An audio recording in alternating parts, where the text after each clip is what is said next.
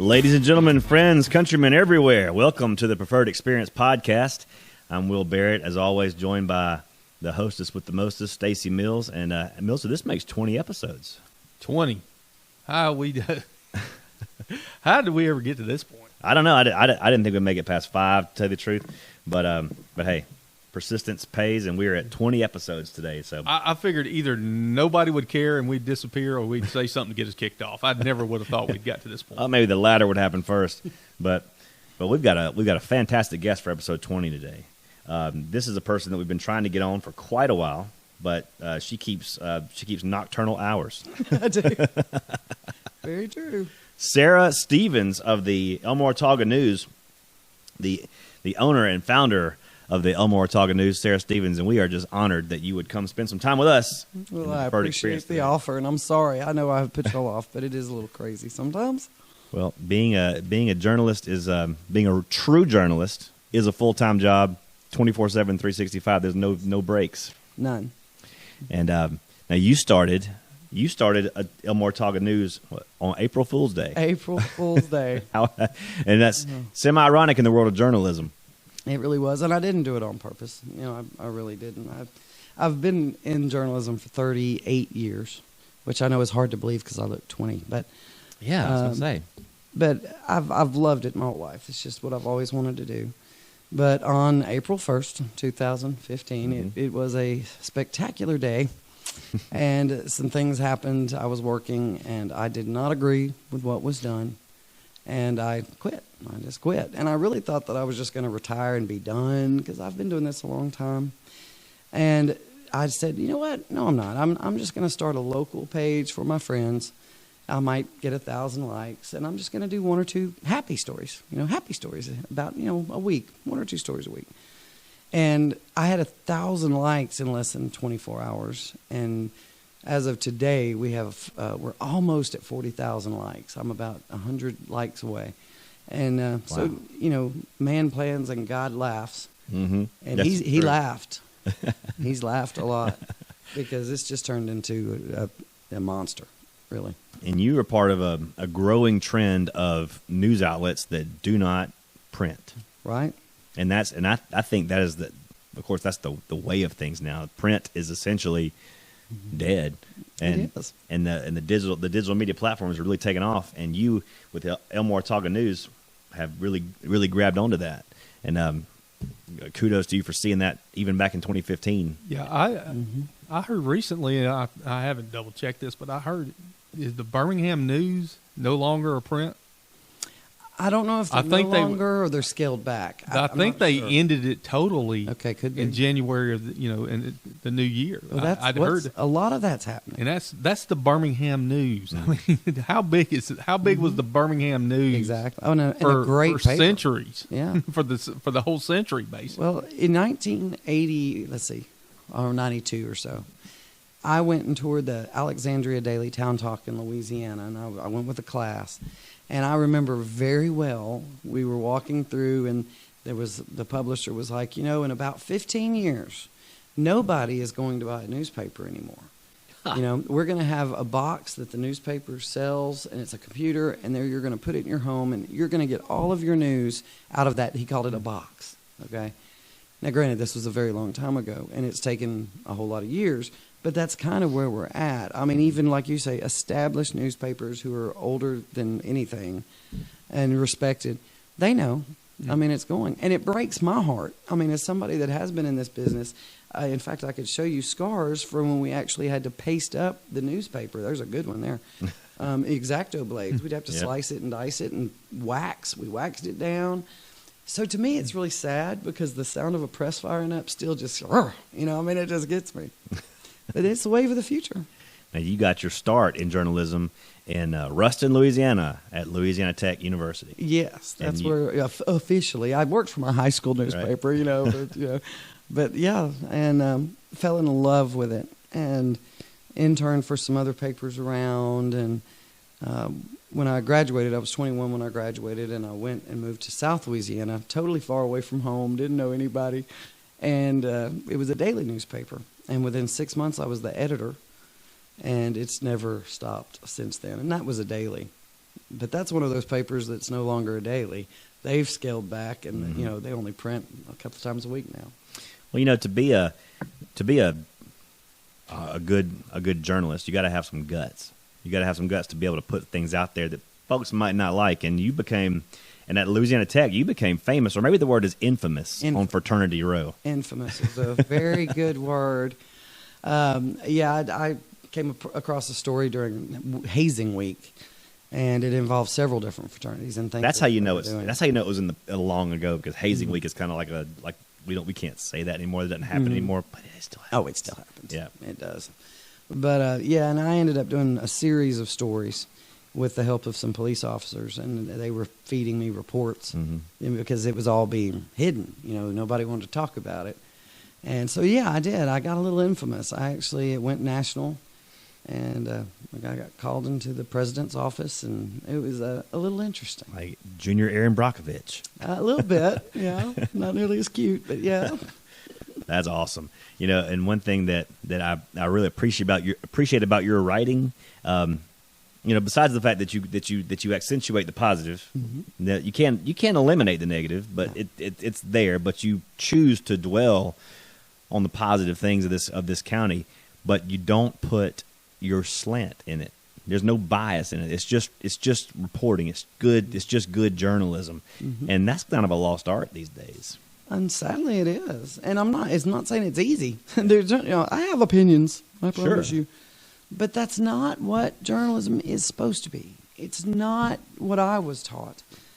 I'm going to tell the story, and there's 5 sides to every story, and you've heard me use that expression before, because there are. And somewhere in the 5 sides is the truth. It's not my job to tell you what's true. I mean, unless I witness it firsthand. Most of the time, I don't witness anything firsthand. So I've got to get all of those 5 sides, or at least give somebody the opportunity to give their side. And then let the reader make up their mind. I don't think we give our readers enough credit. Right. At all. You know, there's a lot of smart people out there, and if you give them all of the information, they're going to figure it out. They may not agree with me when it's over with, but that's okay. You were given the facts. And that's all I want to do. I've always been told there was 2 sides to every story, but you say 5. There's 5. That's interesting. Tell us about the 5 sides of a story. Gosh.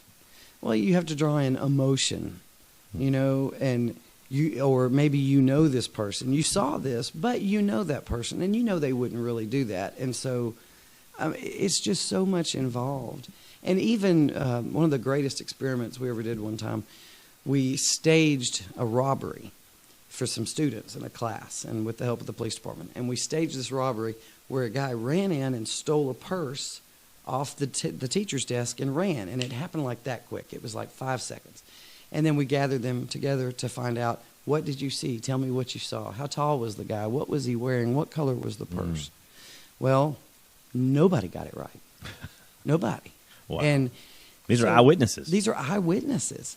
And so when I tell you, I don't believe anything until I either see video, you know, so I use alleged and reportedly a lot. If I ever get a tattoo, that's what I'm going to put across my forehead. Because, you know, I mean, right now, let me give you a great example. We have a case that the Wetumpka Police Department is working, and it's a tragedy. A young man died outside of a bar there, and it's still under investigation. They're waiting on autopsy results. I have spoken to no less than 30 people on this, and officers. And all of them are telling me something different. Now, I do know the bar had 64 security cameras, and all of that evidence has been turned over. But if I were going to write a story just on what I have been told, which I won't, and I have not, it's everything. There's nothing in common. It's all different.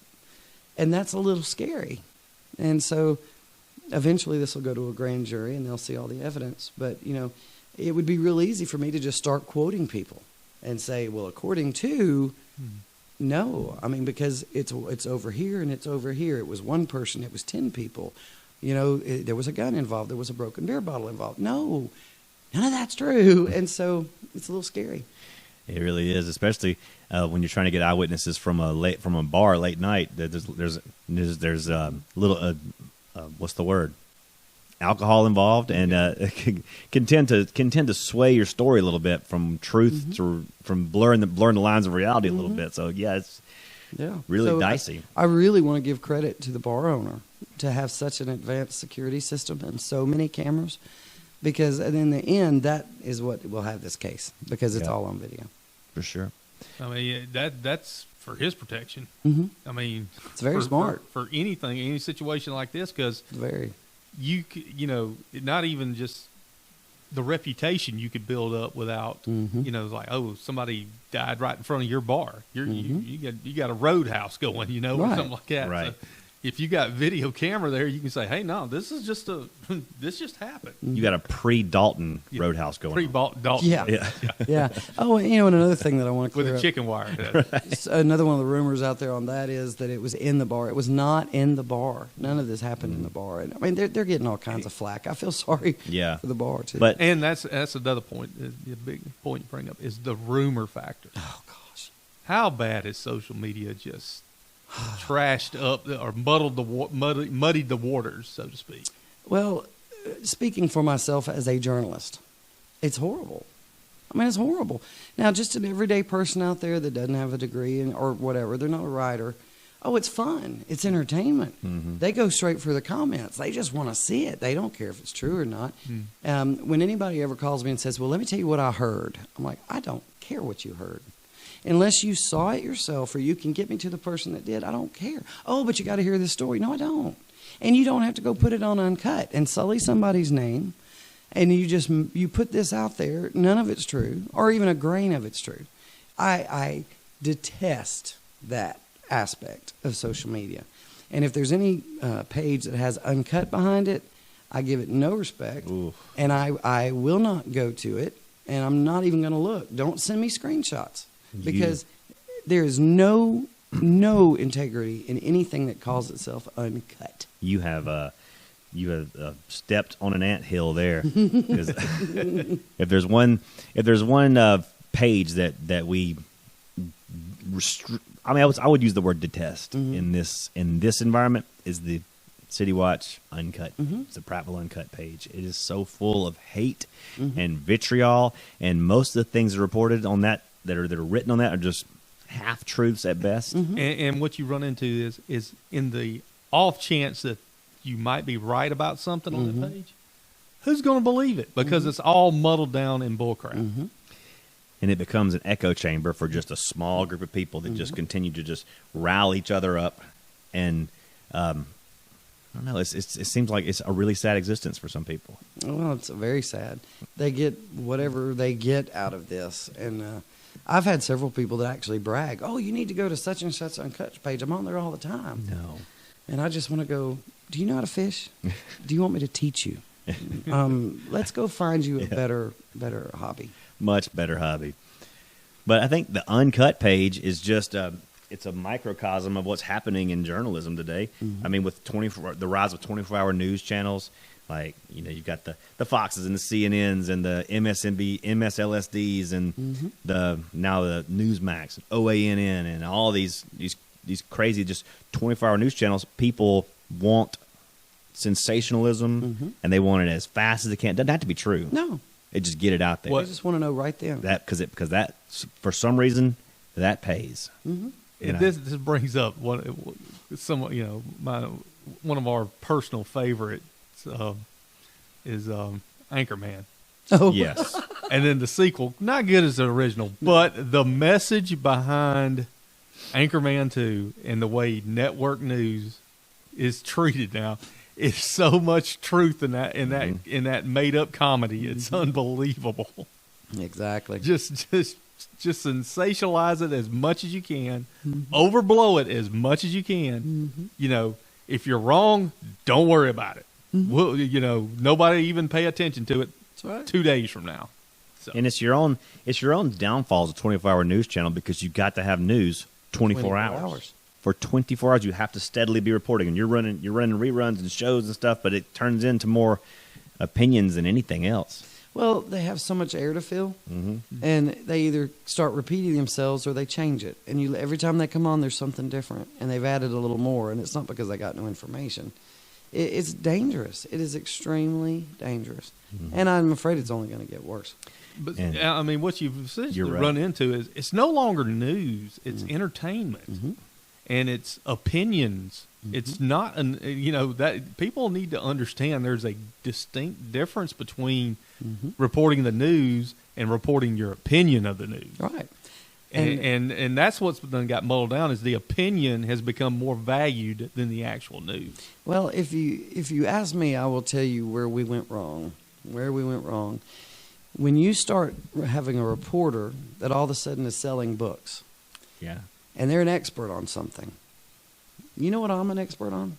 Brushing my own teeth. And nobody wants me to write a book on that, I promise you. But I see all the news, in television is what I'm talking about, is television. Mm-hmm. But they have the 5 experts on Fox, the Fox at 5 or 5 on the Fox, 5, whatever it is. And I'm like, you maybe went to journalism school like I did. Maybe you didn't. I don't know what you do. You're not an expert on anything. And I really don't care what your opinion is. Right. I don't care. But so many people will cling on to that and listen to that opinion and go, well, that's true because Gutfeld said it, or Geraldo said it, or whoever said it, or Don Lemon has said it. So it's got to be true. And it doesn't matter what the truth is. It matters what they heard first. These breaking news stories, and you see it on Twitter. And I mean, even AP is getting guilty of some of this stuff now.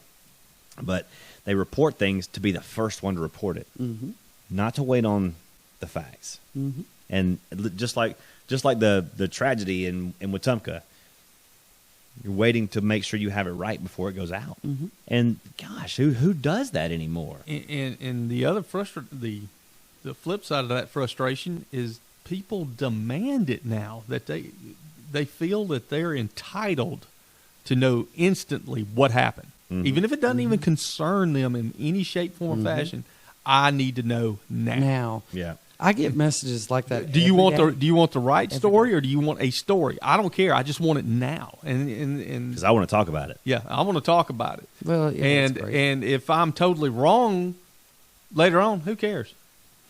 I would rather be second and correct. Yeah. My first 10 years in this business, I wanted to be first. Oh, of course, back then it was only print, and you were going to wait till the next day anyway. Yeah. But I wanted to have that story. And you get over that really quickly, because I will be happy to be second or third or fourth, but I want it to be correct. I mean, I have to go. So much of what I do is correcting what other media has put out there. And I get phone calls from, sheriffs or police chiefs, and they're like, Sarah, please help us. So-and-so did this. And I'll go back and look, and I'm reading it going, all of us can make mistakes. So, we all make mistakes. But it's like, come on. A simple phone call would have cleared that up for you. Yeah, and how often do people actually read a retraction or a follow up? They read that first headline. May not even read the whole article, but go, oh, well, look at that. That's true because I'm reading it, so it has to be true.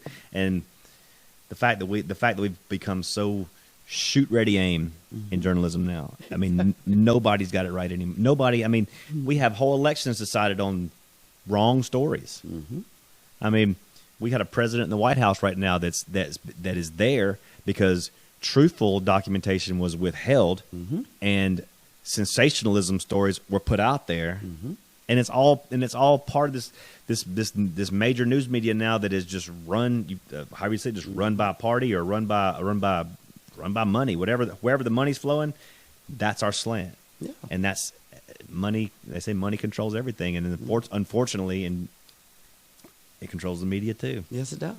But not at the Elmore Otago News. No. When I tell so people, refreshing. I don't take a salary for this, and they're like, "What?"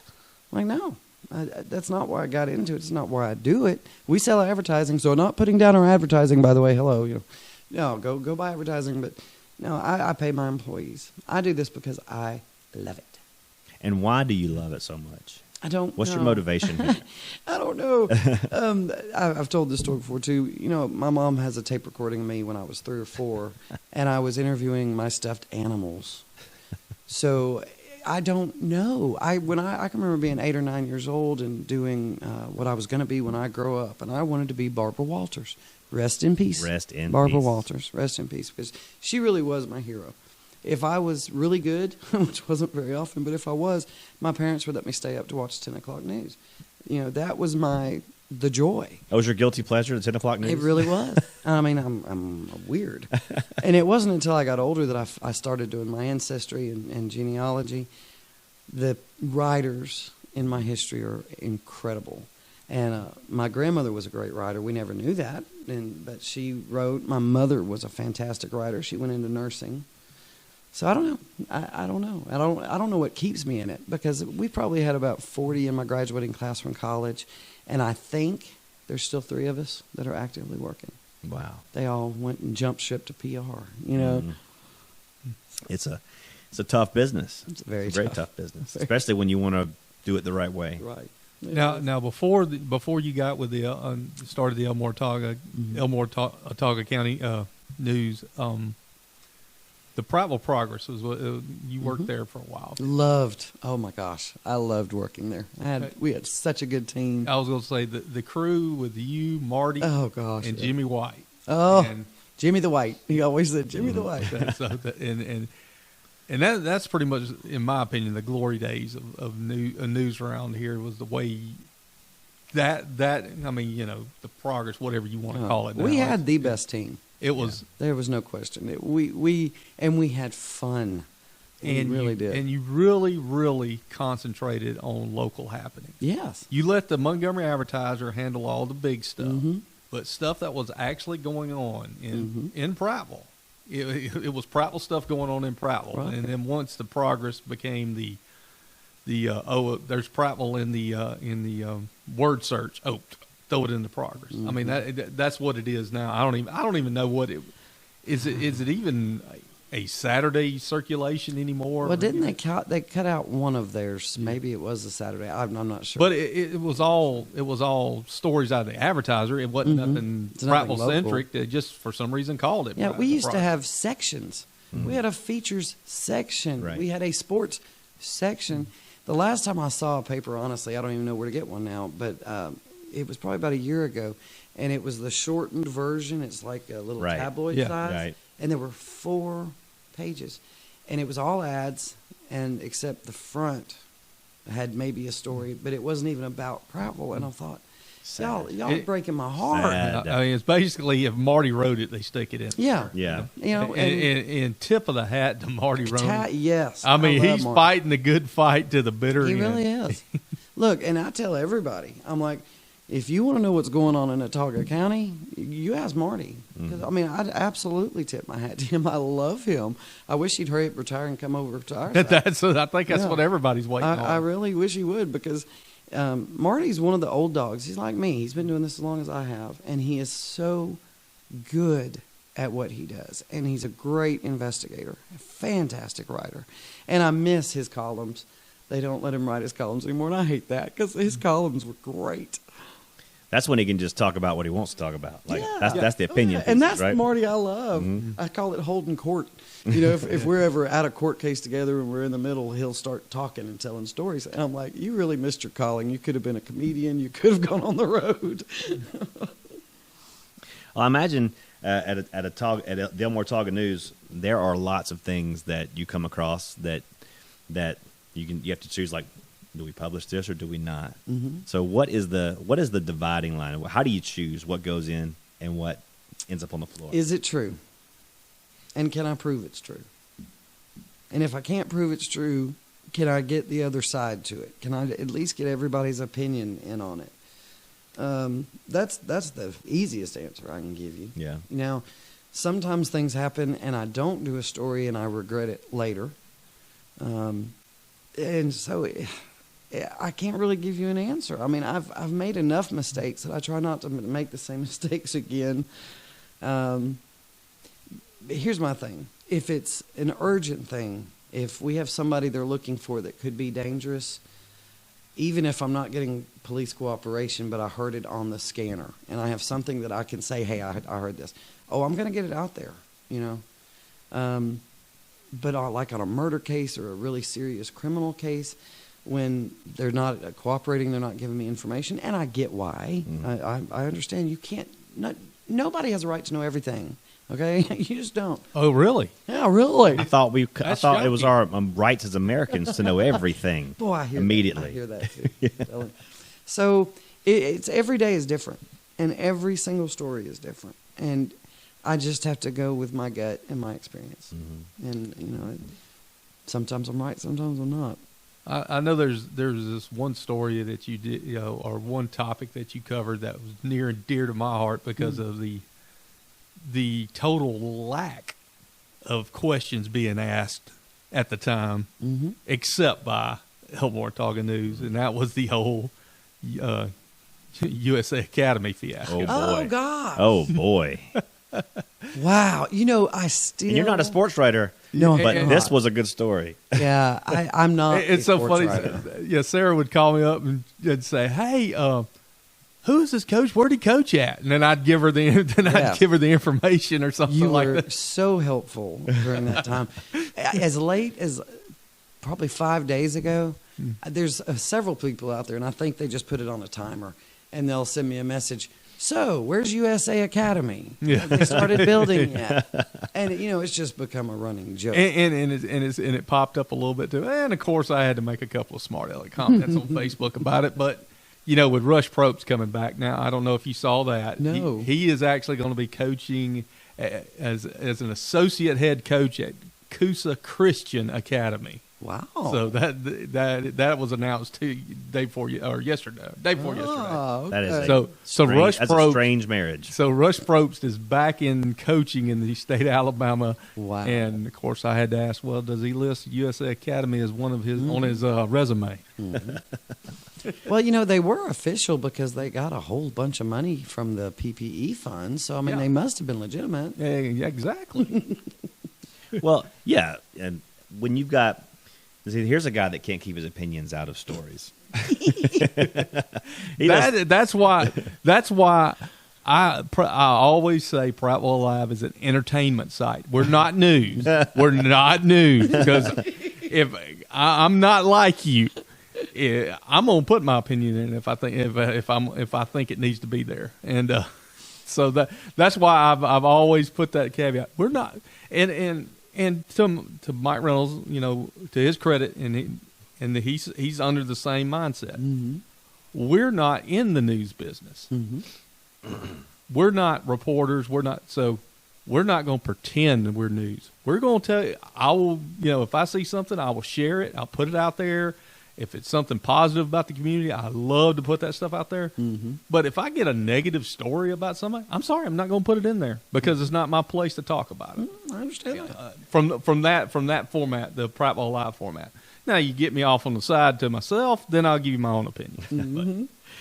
But there are some things, some stories that really pull at your heartstrings, and some that pull at your emotions and just can get you either excited about something or angry about something, and those opinions start to bubble up into the surface.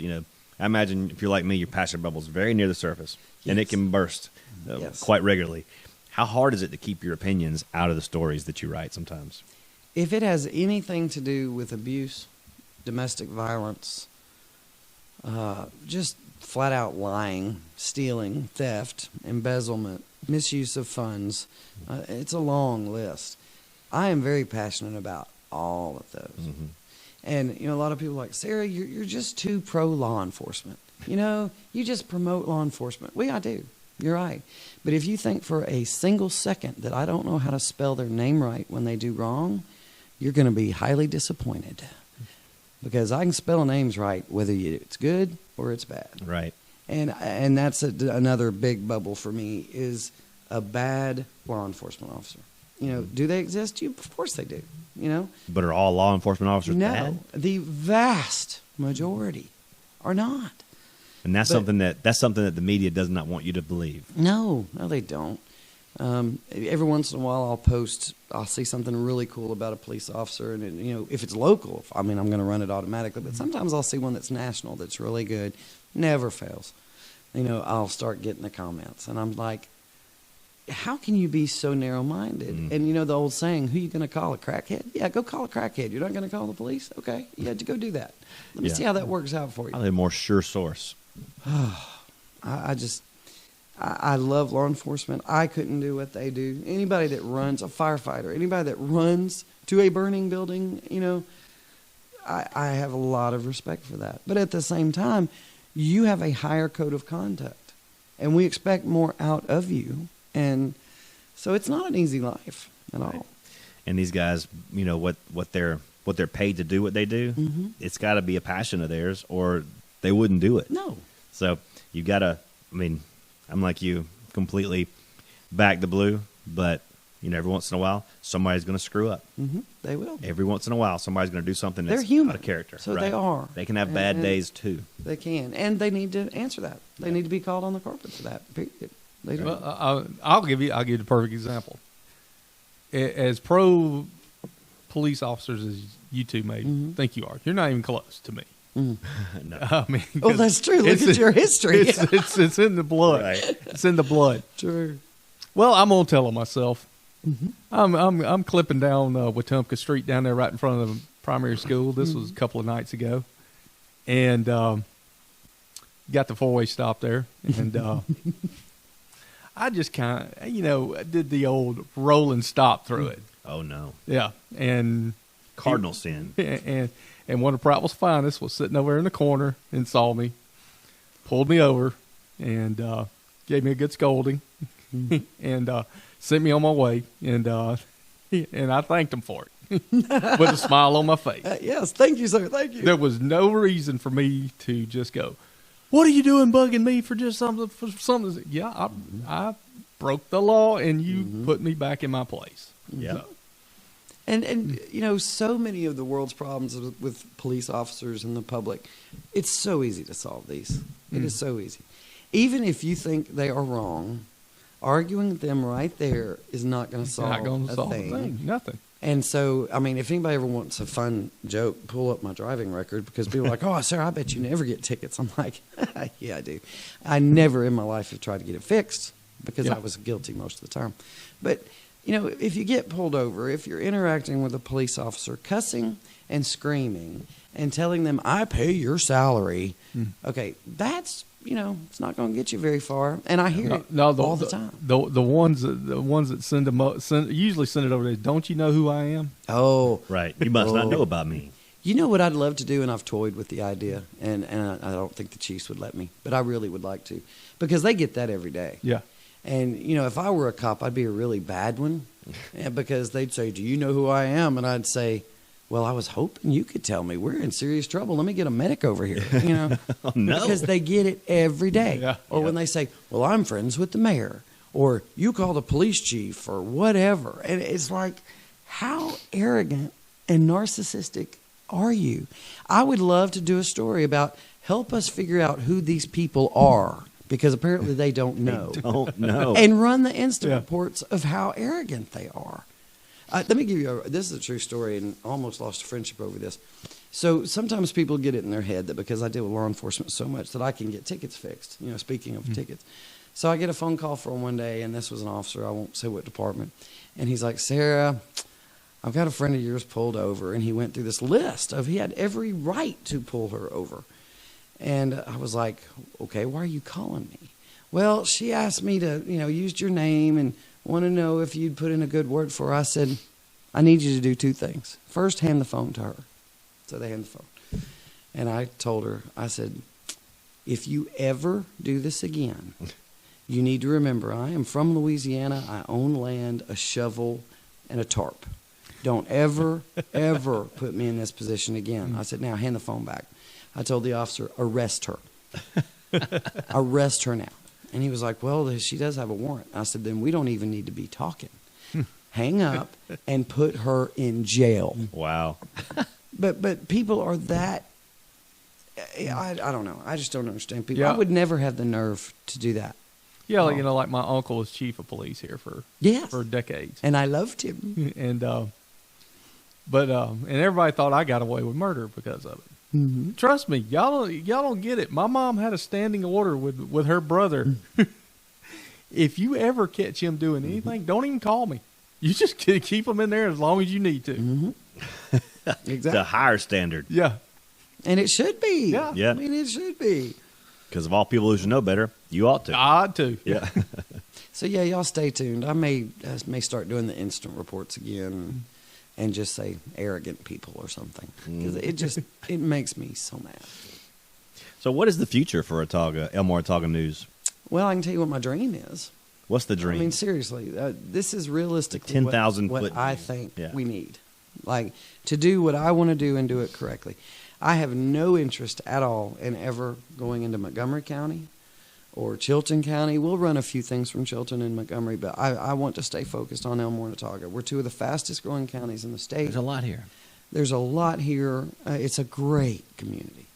So if I'm dreaming, I want 10 full-time paid reporters, 5 in each county, and I want to cover everything from Vida to, Billingsley, Autaugaville.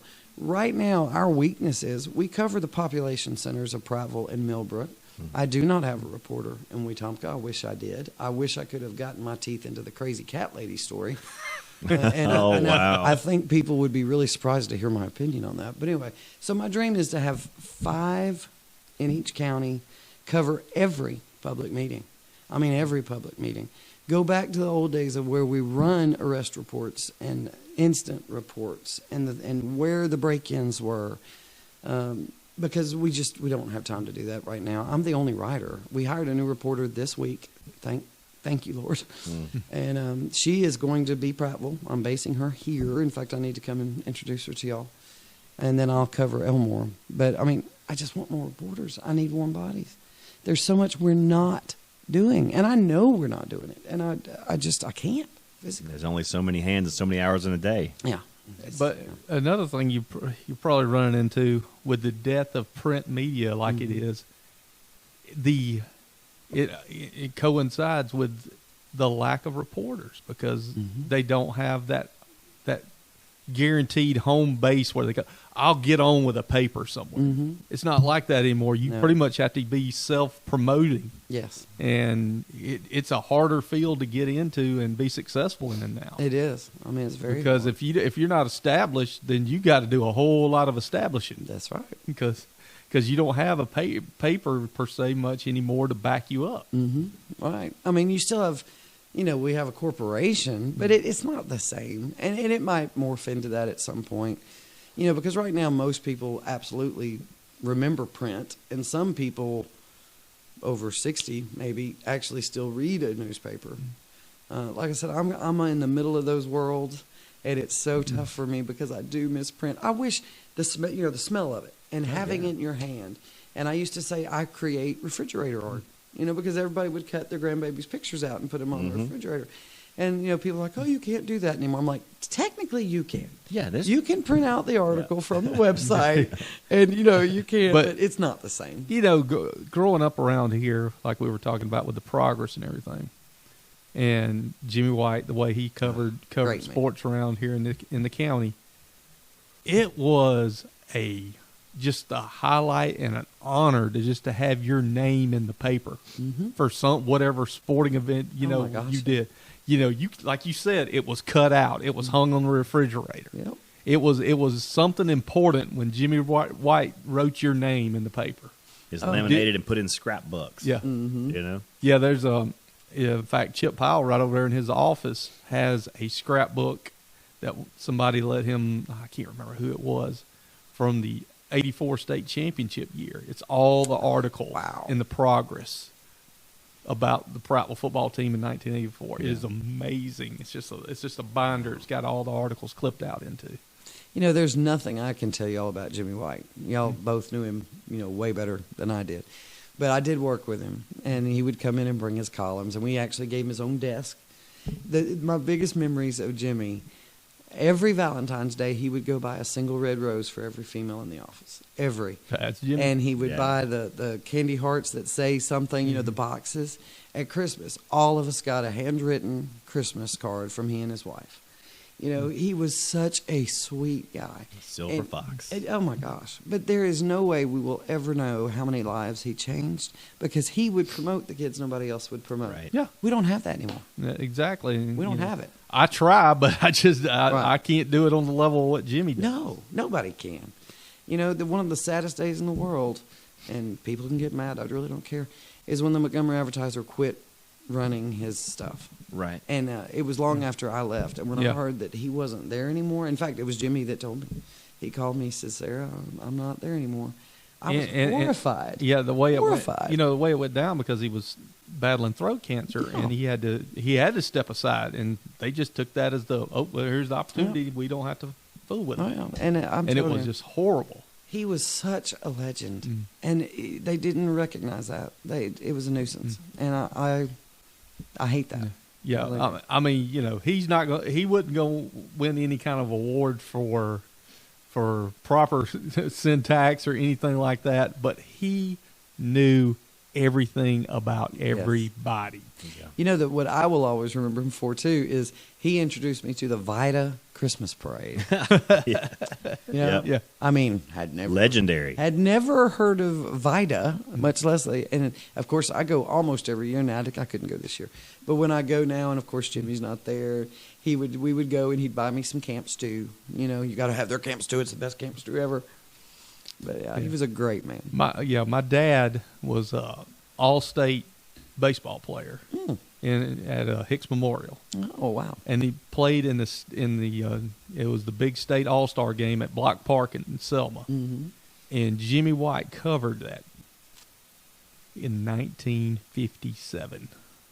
Wow, I didn't realize it went back that far. Yes, he was still a teenager doing stuff like that. I mean, he went into sales and stuff like that, but he was still doing stuff like that on the side. So yeah, he said he covered my dad in 1957 at that. And I remembered it. I bet he could still give you the stats from a Probably game. could. He probably He could. probably could. He was a thesaurus. And Gosh, it was crazy. his office at his house, and now is. I haven't been in there since he's passed, but when you Not go thesaurus, almanac. when you go into when you Should've go got that. It's not go the same thing. when you go into his office, it's just a wall of folders. I mean, the wealth of knowledge that's in those folders is it's the history of Watauga County. There's no doubt about that. And man, I just hope one day we're able to preserve that. Oh gosh, yeah. Well, the Elmore Talking News, we're on the way to doing that. A new era of local news publishing, and it's I've been a like on your page for many months, Good. and so the articles that come through there, I mean, you just know you're getting quality information. And you said Block Park a minute ago, and that reminded me something I wanted to ask you about is that last Thursday we had a major event here in Watauga County with a tornado that came through, and there's so many stories that come in and out of that you see on Facebook, and like maybe it's true, maybe it's not. What have you seen from this event? Oh, I'll tell you some stuff that I know is true. We just haven't reported on it, and I can't even tell you what department. But eventually, hopefully this will come out. We have a local police officer, and as soon as the storm, they knew it was coming, even before the tornadoes landed.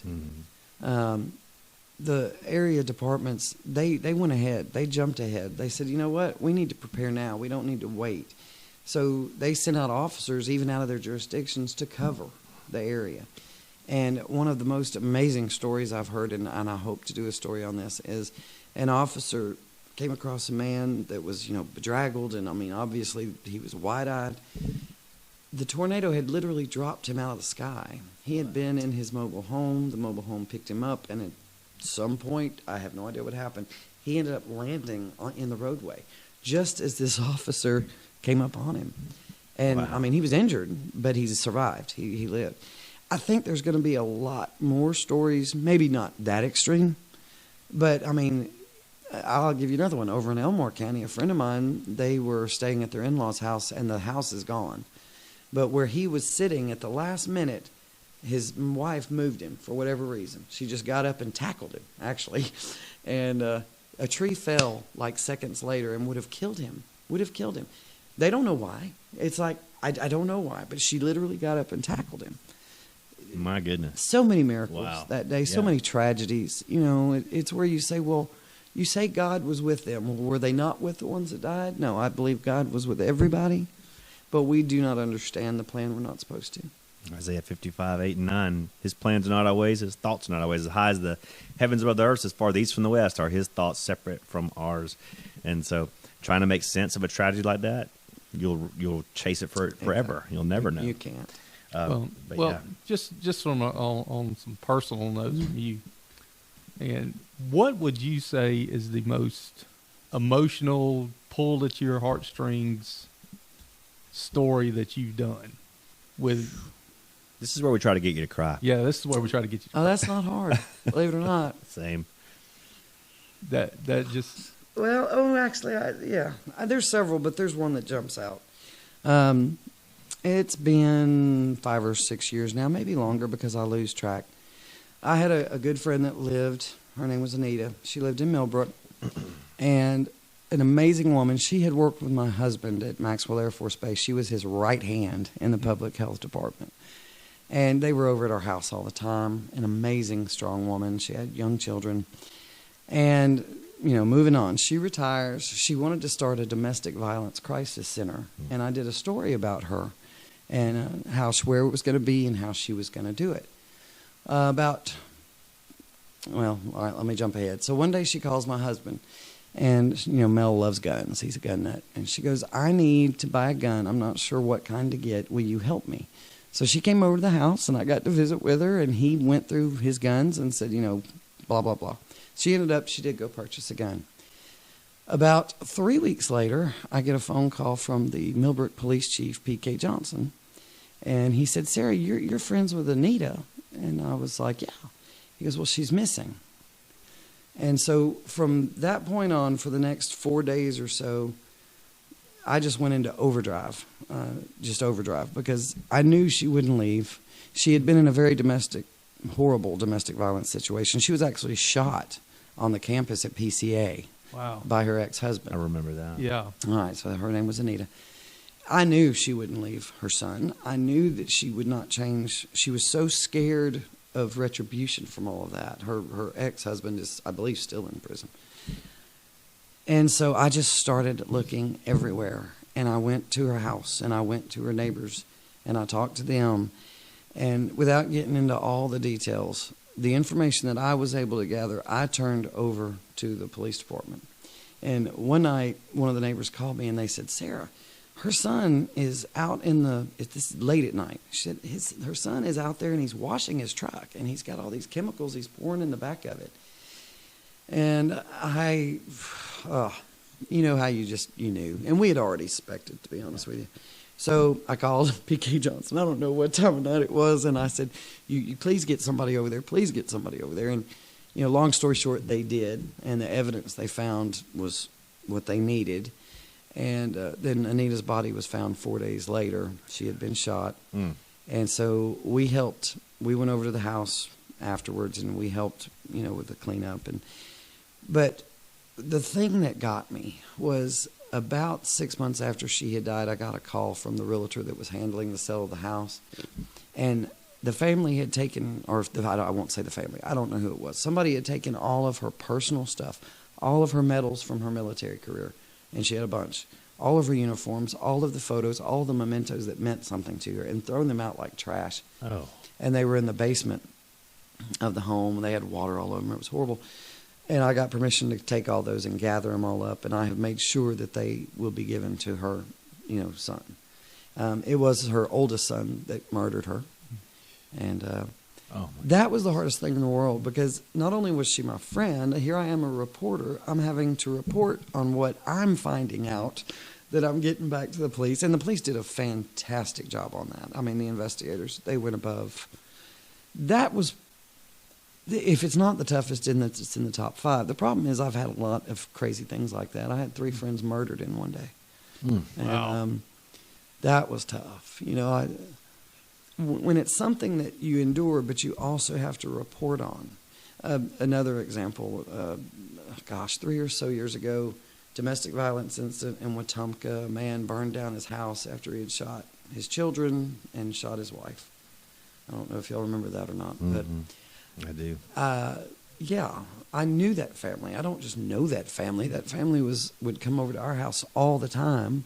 In fact, the man that did this, he eventually killed him. He killed a daughter. He shot 3 daughters, shot his wife, and then he killed himself right before he set the house on fire. He was supposed to be at my house the following day. He had called me about a week earlier and said, I need some Sarah and Mel time. I'm just having a hard time. And, of course, we had no idea what was going on with him. And sure. So he was supposed to be at my house on that Sunday. And Saturday we had gone out to Pike Road and we were cleaning up some property, and I got a phone call and they said what was going on. Of course, I had no idea, it was him. And so we're trying to report it at the same time. And when I got home and I got the phone call that it was Bob, I had to report on it. So, that night I'm writing the story. The next day I'm writing the story. That evening I'm over at what's left of the house, helping them pull out anything that can be salvaged, which was absolutely nothing. And I'm watching the stream of people drive by and taking pictures. And it took everything I had to not just run out there and grab the camera and do rude things. Wow. So it's really tough. When you've been in this place too long, and I say too long, I think a really good reporter doesn't need to be in any area more than 3 years, because you become attached and it gets easy and you're spoon-fed. Mm-hmm. And I say that saying I've now been here 22 years. Okay? I've been here too long. Yeah, you're vested, so it's but it's tough when it's personal. Yeah. Well, okay. Since we dragged you down, now we're going to give you the opportunity to tell what story have you covered that just made your heart explode, just with pride or happiness or something that just, something that you were just like, I can't believe I get to talk about this. Okay. I actually do have one. It's years and years ago. It was actually based on a sad story. There was a girl that was kidnapped. She went missing. Nobody could find her. And I started putting out the stories about it. And somewhere in there, somebody I talked to had given me a nickname of a guy that she might have been with. I mean, it was really, really obscure. And at first, I wasn't even going to put it in there, but I did. And that nickname, the fact that it was in there, the police didn't even have the nickname, that led to somebody going, well, wait a minute, what about this and this and this? And it's stair-step. They found her. They brought her home. She was safe. And one of my best days was when she showed up at the office. You're not going to make me cry. Showed up?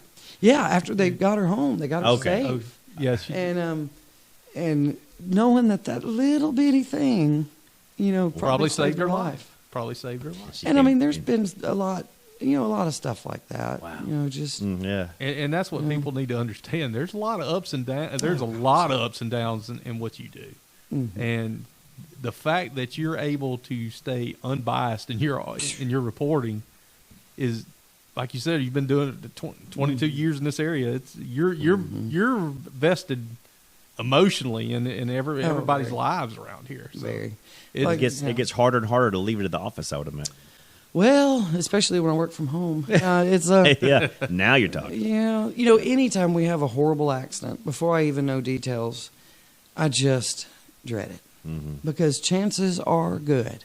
Not that I know the person, but I probably know their parents, or I know their sisters, or their brothers, or their cousins. We're all related somehow or another in this crazy world. And I've been here for so long. And, I really don't go out to crime scenes anymore. I just don't. I just don't see the point. What am I going to do? I'm going to take a picture of a crime scene tape. Well, you know what? I can pull one of those off. And, why? How am I helping? It's just easy to just write file image right under. Right. Yeah. I do no good by going to a house fire or going to a crime scene and saying, let me take a picture of this house fire. I don't do that anymore.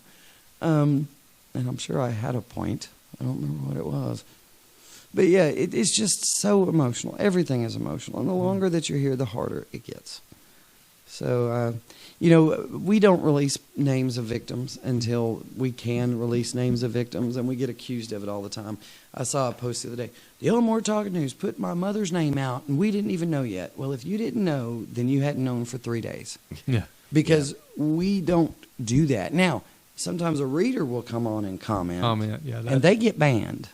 But we call the Elmore Talking News the adult table, and not everybody's allowed to play there. That's right. If you saw my band list, it would make you giggle. It really would. And I've banned my own friends. I mean, and it's probably a who's who, isn't it? Yeah, a veritable who's who. Yeah. So, as a consumer of media, which I am, if I'm reading articles or listening to articles, how do I know what are the telltale signs like this is BS? This is somebody's opinion and not the truth. If they don't quote somebody. And if they don't quote somebody and they give their name and they're a law enforcement officer or a court official, you know, it even gets dangerous when you start quoting neighbors. You know, a neighbor on scene said, it goes back to what I just said about the bar. I talked to all these people that claimed they were there and saw it, and they all had different stories. So look at who the reporter is quoting, who they're talking to. Otherwise, be really careful.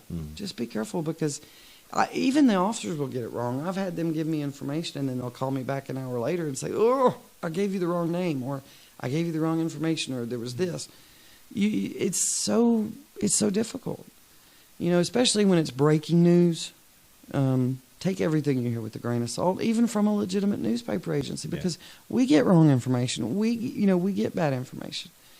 We just try to be really, really careful. I have my sources I trust. Yeah. Well, I tell you, this has been a very enlightening hour for me. I'm so glad you're able to come today. Yeah. Millzer did not sell you short. He did not sell you short. So, Elmore Otago News, how do we find you? Well, a lot of people just say, they have that Facebook page. Well, we do. We have a Facebook page. It's called the Elmore Otago News. But our biggest drive comes from the website. And it's ElmoreOtagoNews.com. All one word. Simple enough. I'm told we have one of those twit things. One of those tweeters? Yeah, those tweeters. I've got some young folks that are technology advanced. I'm not. And so I believe we twit, and we might even Instagram. I don't know. Yeah, but the ones that I will promote that I have total faith in is the website first and foremost, and then we share everything from the website to the page. That newfangled www. Yeah. It'll never catch on. No, it'll never work. Now, you can reach us, you can message the page, but I will tell you the easiest and quickest way to get a hold of me is editorsarah@yahoo.com, all lowercase, EDITORSARAH @yahoo. I check that, not even lying, 50 or 60 times a day. And I will respond as quickly as I can. And my hours are crazy. Like this morning, I didn't go to bed last night till about 2. I was up at 4:30. And I'm going to go home and take a nap when I get done. So, it just is what it is. Well, Elmore Otago News, the light in the darkness when it comes to journalism in this region and in this world. And I'm glad to know you, glad to call you a friend, because you accepted my friend request earlier today. Yes, I did. Yeah. I did. Thank you so much. It's official now. We're Facebook That's friends. right. That's right. So, Millzer, anything else to add? No, that's about it. We're taking up a lot of Sarah's time today, and it's valuable. Well, can I put out a plug real quick? Absolutely. Sure. Okay. This is for the churches and the civic groups and the schools. Positive news is the hardest thing in the world to get. Bad news is going to come uninvited, and I have to deal with it. I want the positive news. So if you're a school teacher and you have a great class project or you have a field trip coming up, take pictures. Send them to me. If you're a church and you have a special pastor that's coming to speak or a great event, I don't care what it is, and you want people to come, I promise you, me and my 40,000 viewers will be interested. Now, we don't all want to go at the same time, but, seriously, schools, I do not get nearly enough school news. And we get invites to go cover news, and I'm like, well, I can't, and it's just me. Carmen just started. But, everybody can self-report on some level. Take pictures. Tell me what happened. I don't care if you can write or not. Tell me who, what, why, when, where. I'll put it together. But I just can't physically go to all these different places to report. And sports writers, please. I am not a sports writer. That is a talent God did not bestow. And she tried to force me to be one. Yes, I tried, but he's bigger than I am, and I'm a petite flower. But I want your sports news. Send it to me. I'll put it together. I just need the accurate information. Yeah. This is your community newspaper. This is your community newspaper. We are all local. I don't care who the Kardashians are. We're never going to report on any of those Botox-laden women. Famous for being famous. Yeah, that's exactly. So that's it. Just please send me your news, and email is the best way to do it. I promise you, we'll run it. We don't have the print edition. You will never hear me say, we just didn't have room to run that this week. Mm-hmm. Those days are over, and if you're still hearing it from people, they're lying. So there's always room. Editor Sarah with an H. With an H. At yahoo.com. That's Yes. H the classy way. Exactly. So thank you for spending time with us today. Oh, and now, the way we end every show, every podcast, is with our Poetic Justice Minute, Poetic Justice Moment, and our Motivational Minute. Okay. Poetic Justice is run, of course, by the great poet Chip Powell. You may know him. Oh, yeah. But you probably didn't know that he was a fiend for English literature, poetry in I particular. did not. But the one thing he's more a fiend over is trying to kill a deer, so we're going to have to run a classic episode of Poetic Justice. I couldn't rope him down yesterday to get one in, so we're going to run one of his classics with his cohort in crime. The Reverend Lewis Mills. Yes. I don't know if you know Lewis, general manager of Tire Engineer and Larry Puckett Chevrolet. Oh, okay. Express Oil Change and These diamonds in the rough. yeah, and as you will hear, the amount of effort they put into this and the amount of knowledge of their poetry is it's astounding. It will shock you. So without any further ado, here we go with some classic poetic justice. Welcome again to the only choice in the river region to become versed in the tapestry and beauty of poetry. This is Poetic Justice with Chip Powell and Lewis Mills. Lewis, welcome. Thank you. Lewis, in the past, I've discussed, because you've been on all these dang festivals, and glad to have you back, by the way. Some of my favorite poets from past centuries, in just a couple seconds, tell me some of yours, who your favorite poets. Well, the 18th century, 1700s, William Wordsworth. Wordsworth, Wordsworth, it doesn't matter. Right. It's the way we say it here. That's right. The 1800s, Edgar Allan Poe. And obviously, we can't forget this one, 16th century. Oh, yeah. Yeah, I know it. Shakespeare. Yes. Yeah, and, as and the guys that are, running the whole podcast here, Millzer and Will, they'll tell you, that's pretty much what I came up with, too. So it's amazing how we think. But anyway, which leads us in today's poem. What'd you pick out? I'll let you pick it out this week. Yep. So. Today's poem is The Eagle by Alfred Lloyd Tennyson. Oh, yeah. Now, I can tell you right offhand, he's an English poet, and he actually was a poet laureate during Queen Victoria's reign in the 19th century. Of course, you knew that as well. But with that, listen, I'm going to ask a special favor. I mean, you may have to take a drink of water, clear your throat, get ready. I've heard this. And what a treat these guys are going to hear, people are going to hear today out there. You're going to do the poem in your old British accent that you used way back at Air Chevron when we worked pumping gas and all that. But I got with that, clear your throat real quick. There you go. All right, let's go ahead and go with it. He clasps the crag with crooked hands, close to the sun in lonely lands, ringed with the azure world he stands. The wrinkled sea beneath him crawls, he watches from his mountain walls, and like a thunderbolt, he falls. Good gosh. Let me just say, how tough is it? that works on the vocal cords. And the way you can do that, and you did that way back then and still do it. Amazing. But let's get to the poem, the important part, not how you pronounced it. But anyway, it basically... what he's saying is what Al is saying here. I call him Al. Most people know Alfred Lord Tennyson, but I call him Al. He portrays the swiftness and agility of the king of birds, which is obviously the eagle. It's like the monarch of nature keeping a strategic distance from the metaphorical wrinkled sea crawling below. I mean, that's the way I see it, but explain Yeah. how you see it. Well, a country boy would say it's an eagle flying off a rock down to the ocean and grabbing a fish. There you go. Well, that's all we needed to hear from that. Another exciting episode. Thank you for joining us on Poetic Justice. Yeah, I always say, like, what can you say about such men, you know? And I think in some cases, what you would say about them, less is more. Absolutely. Yeah. Amazing poets, amazing men. You never know what you're going to find with folks like that. Well, speaking of amazing men, we close out the shows every time with a motivational minute by our friend and cohort, Prattville High School's junior high school athletic director and head football coach, Donny Burnett. Just 1 second.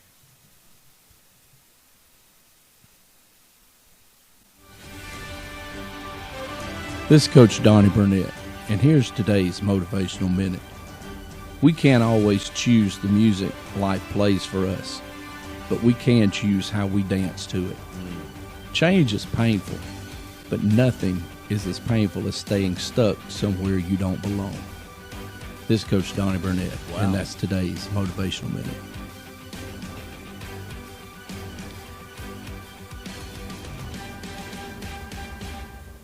Timely message from Coach Donny Burnett. That's wonderful. Right on time. Well, Sarah, thank you so much for coming in today. It's been a pleasure having you on episode 20 of the Preferred Experience podcast. Thank you much. We will look for more greatness from the Elmore Talking News on the Facebook page, on the website. And remember, you got a story, editor Sarah with an H at yahoo.com. Please. Send her your stuff. There is no limit to what she can run these days. No, there's not. So for Sarah Stevens, for the Millzer, I'm Will Barrett saying see you next time on the Preferred Experience. All right, that's going to do it for this week. Man, Will, love you coming in, pinch hitting, and dude, you hit a grand slam tonight. Well, expect nothing less from me, Daryl. I'm the best.